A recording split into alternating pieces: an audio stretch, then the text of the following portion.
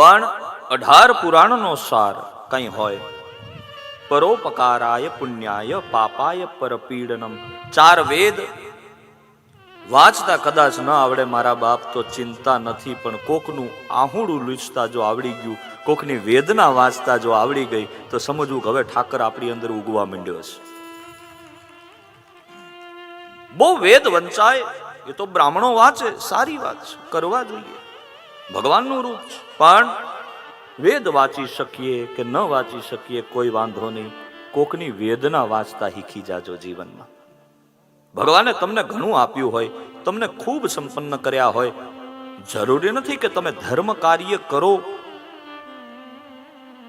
મારી દ્રષ્ટિએ ધર્મની એક ડેફિનેશન, એક વ્યાખ્યા એ પણ છે કે ભગવાને તમને ખૂબ આપ્યું હોય અને કોકના છોકરા ભણ્યા વિનાના, ફી વિનાના, ભણ્યા વિનાના રહી જાય, એના છોકરાની ફી ભરી દેજો, મારો કાળિયો ઠાકર બહુ રાજી થશે.